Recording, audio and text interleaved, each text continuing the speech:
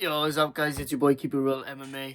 I just want to make this video right now. It's going to be a series of 3 videos of the 3 different fights on the main card. You know the fights I'm talking about that I'm going to break down in perfect detail and comprehend as much as I can for you guys and make an accurate prediction, as more accurate as I think and who I believe will win.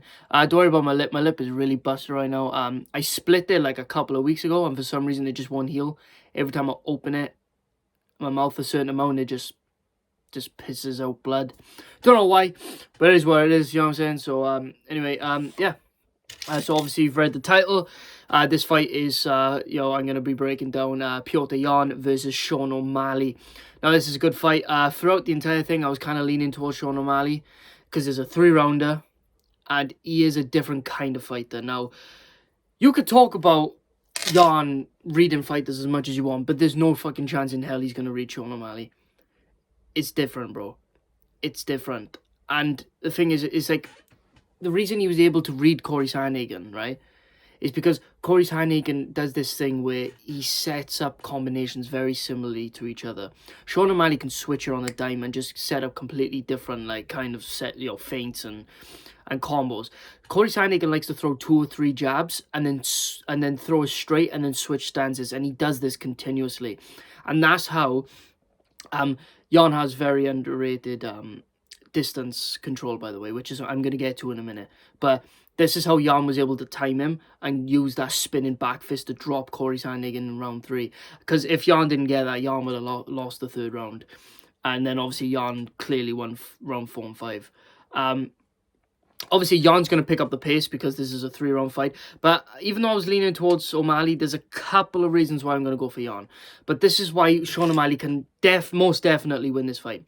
Sean O'Malley's the better kickboxer. He may not be the better boxer, but he's definitely the better kickboxer. Now, I'm trying to make this as real as possible for you guys because obviously I don't want you guys to lose money, of course. You know what I'm saying? Right. I'm picking Yan by 3rd round TKO, by the way. I'll get into that in a minute. Sean O'Malley has great cardio.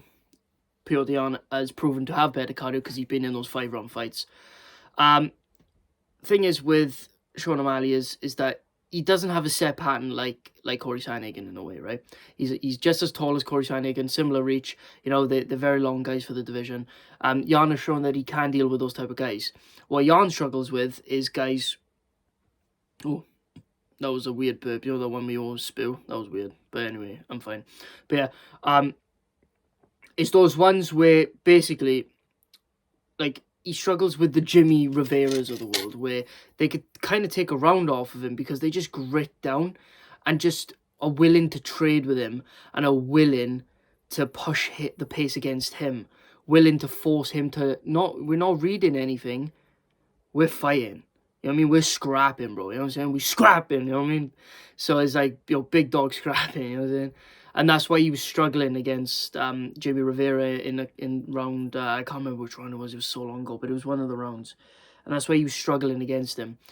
Now, Sean O'Malley isn't going to press the action. Sean O'Malley might back him in a couple of things, but in a couple of ways, but Sean O'Malley's so talented, bro. He was piecing up Chito Vera on one leg. Now, I don't give a fuck what any of you say, right? That perennial nerve kick was so lucky. And, like, I hate it when people say that knockout was lucky without looking at the setup and the way that he landed it. But that kick was fucking lucky, bro.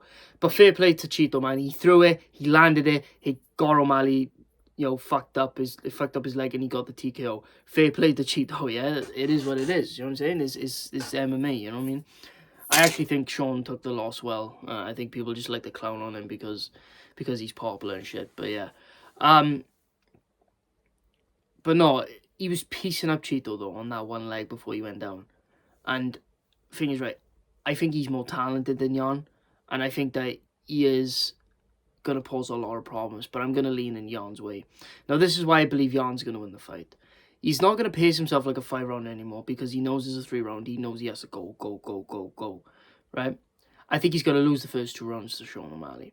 I think he's going to be shocked by how fast O'Malley is and how he doesn't set any patterns for himself for him to read. This isn't going to be a Yan-esque performance.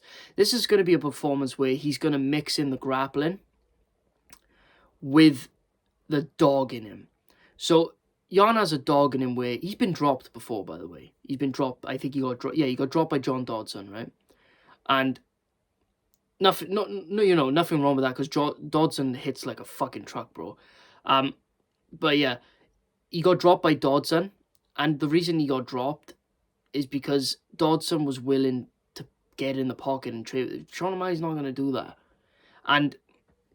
But Jan has this dog in him where he will press forward and find ways to land. No matter what, no matter how much you're piecing him up or no matter how, you're evasive and stuff like Corey Sandhagen was, he will find a way to land. I think what's going to happen is because Sean leaves so many openings. In the Thomas Almeida fight, he left so many openings where he'd come in, beautifully land on Almeida, but then he'd leave a exit with his chin in the air. And this is where Sean O'Malley's going to be very surprised. He's going to be very surprised at how good Jan's distance management is. Because I said, you know what I mean? I think Sean O'Malley's more talented, but Jan, people underestimate how talented that guy is, bro, and how good he is at striking. It's unbelievable. And, like, Jan is very technical, so is Sean O'Malley. Sean O'Malley has a bit more flash. Even though Jan has a lot of flash too, the kick that he threw against Sandhagen right at the end and the spin of back fist that he dropped Sandhagen with. So, but obviously he doesn't show her as much as Sean O'Malley. But I don't know if Sean O'Malley's going to be comfortable throwing these because I think Jan's going to, throw kind of like what Ortega did with Korean Zombie. He's going to, come down, reach for his leg just to get him thinking about it a bit. And I know Sean O'Malley's jiu-jitsu is very high level, but I just feel like he's just going to, reach down a bit. And then that's going to allow him to get a little bit closer to O'Malley. I think at the first 2 rounds, he's going to struggle quite a bit with his speed. But I think once he gets used to that speed coming into the 3rd round, I think he's just going to do it more of grabbing low. Sorry guys, for some reason I keep hiccuping this shit, but yeah, he's gonna keep going low for the leg and just making him think about it, making him think like, oh shit, like, you know what I mean, he's gonna. Is he going to shoot? Is he not going to shoot? And he's going to allow him to keep backing O'Malley up a little bit more until he can corner him. And I feel like this is where O'Malley's going to come in, lunge in, come out with his chin in the air, and I think Jan's going to drop him with it. But I think the TKO is going to come where he's then conditioning O'Malley to, like, now he's going to come in like this, right? And I feel like Jan's going to play in that game, smile at them, play on his ego a bit, and I think he's just going to come in, boom, boom, catch him in the liver shot and drop him and TKO him that way. I generally believe that's what's going to happen. 3rd round TKO to a body shot. And I'm not saying like, O'Malley's going to destroy him in the first rounds. I think O'Malley's going to scrape the 2nd round. I think he's going to clearly win the first, be quick, blah, blah, blah, blah, in and out, throw beautiful kicks. Jan struggles pushing forward if you just blast him in the leg really quick. And I mean like blast him in the leg really quick and back up. Like, Jan doesn't like that, and I think he won't be able to handle that for the 1st round, but the 2nd round, I think he'll get more hang of it, but he'll slightly lose it, but the 3rd, I think this is when he'll unleash his power onto O'Malley, you know what I'm saying? That's how I see it going.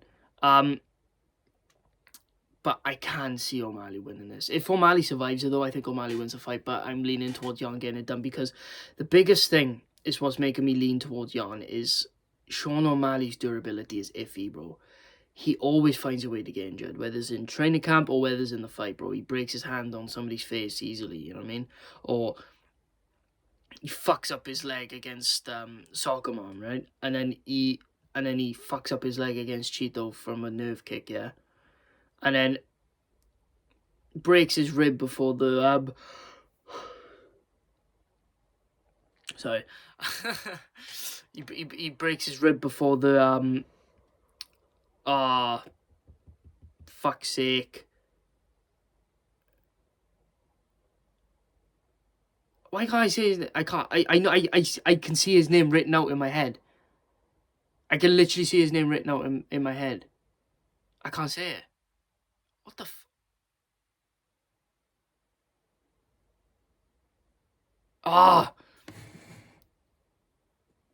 No.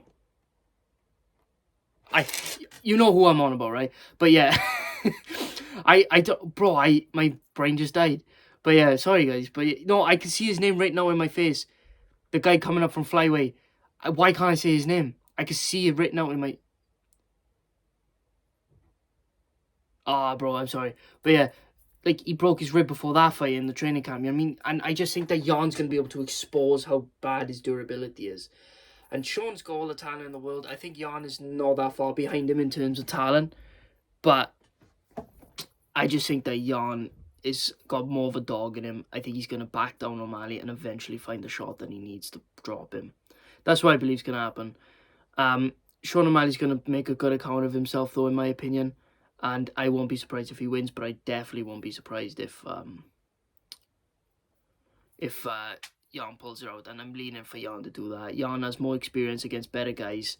And he had a very easy run to the title, is what I'm going to say. But since then, he has 4 killers. And I just feel like this experience, and I just feel like the way that he'll systematically break down O'Malley, he'll be like, okay, I can't get a read on him, or his movement, or his pant, or anything. But I am going to read ways that I do what I do that does back him up. Okay, oh, I did this backs him up. Oh, I did this. So he's going to be kind of like a Jan performance, but not really, because he's going to lose the first 2 rounds, in my opinion. I mean, I could be completely wrong, and he might obliterate him in the first, I don't know. But I just feel like Sean O'Malley's going to be too much in the first 2 rounds, but I feel like Jan's going to TKO him in the third. That's how I see it going anyway, guys. That's my detailed prediction. The next video is going to be, the next video is going to be TJ Dillashaw and Aljamain Sterling, and then the next one will be Charles Oliveira and Islam Makhachev. But anyway, guys, thank you so much for watching. Hopefully this helped. I'm just trying to give tips and stuff. I know I'm the best at this. I know I'm the best at it because I give you guys reality. I give you guys reality and what I actually think is going to happen. I'm not going to give you a fairy tale like, oh, Sean O'Malley's going to win because of this and that. Don't get me wrong. I think Sean O'Malley will win the first 2 rounds. I just think his durability is going to fail him again. And I mean, he's young and he can work on it, but Jan's also young.